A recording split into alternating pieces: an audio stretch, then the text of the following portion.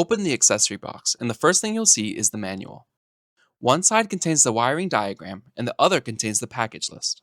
For example, if you see item number 20 on the package, you can quickly find the corresponding name in the list. All accessories are protected by foam padding. Remove the top layer to access the remaining accessories underneath. One thing to note, the cables connecting your starter battery to the DC to DC charger are not included. If needed, they can be purchased separately. Here are the key components included in your system. In this video, we'll walk you through the installation of the 7.6 kilowatt per hour RV solution. Start by placing the first battery in its installation location, then position the second battery beside it. Keeping the batteries close together will make the upcoming wiring easier. Take out the number 11 battery cables for the parallel connection. Remove the terminal covers and begin with the negative terminals. As you make the connection, be sure the other end of the cable does not come into contact with any positive terminal to prevent a short circuit. Next, connect the positive terminals of the two batteries together. Tighten the terminal screws to ensure a secure connection. Now locate the positive and negative bus bars. Leave at least 20 centimeters between. Then, remove both covers. Locate the number 26 battery shunt in the accessory box. Remove the cover and loosen the terminal bolt. Next, identify the number 17 cable. Notice that the cable has different sized lugs on each end. Connect the larger lug to the B terminal. Place the spring washer and flat washer onto the terminal, then tighten the nut securely. Now, locate the number 18 cable. Connect the larger lug to the P terminal and repeat the same process. Once complete, secure the shunt in place with screws, then connect the other end of the number 18 cable to the negative bus bar.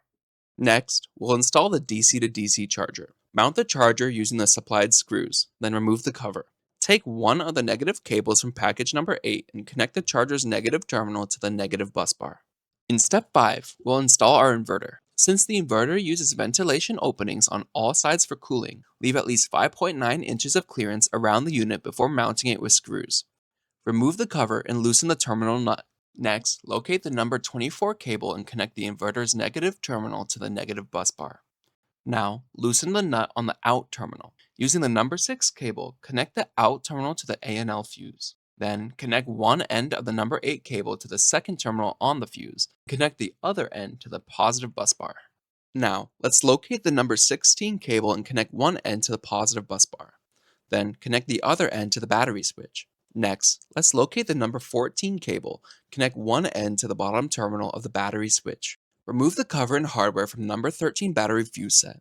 Place the fuse into the holder, then connect one end of the number 14 cable to the terminal.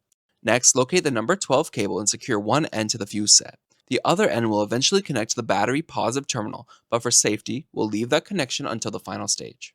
Next, we'll install the inverter fuse. Locate the number 23 cable and connect the end labeled Inverter BAT Plus to the positive terminal of the inverter. Remove the cover and loosen the bolt on the number 22 A&L fuse set. Then, connect the other end of the number 23 cable to the fuse. Next, locate the number 21 cable and connect the end labeled 400 amp fuse plus to the A&L fuse. Then, connect the other end of the number 21 cable to the inverter switch terminal marked on. Finally, use the number 19 cable to connect to the remaining inverter switch terminal. Connecting the DC to DC charger to your starter battery is optional. Please note that the required cables are not included and must be purchased separately. Connect the negative bus bar to the starter battery's negative terminal. Then, connect the Alt Plus terminal on the charger to the starter battery's positive terminal. For the next step, we'll use the number 25Z brackets to mount the solar panels to the roof. For each corner, you'll need 2 flat washers, 1 spring washer, 1 nut, 1 bolt, and 1 Z bracket. Align the bracket with a pre-drilled mounting hole on the solar panel, then secure it using the washer, nut, and bolt. Repeat this process for the remaining brackets. Next, use the Y-branch connector with 2 male ends to connect negative connectors from both solar panels. Then, connect the female end of the Y-branch connector to the black number 3 cable. We'll leave the ring terminal connection until later. Now, plug in the inline fuse into the female end of the red number 3 cable. Connect the negative bus bar to the battery's negative terminal. Then, connect the positive bus bar to the battery's positive terminal.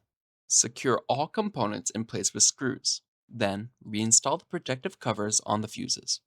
Next, plug in the B1 cable into the shunt and connect the other end to the battery's positive terminal.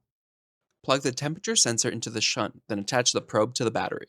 Connect the positive terminal to the fuse, and then connect the fuse to the Alt Plus terminal on the battery charger.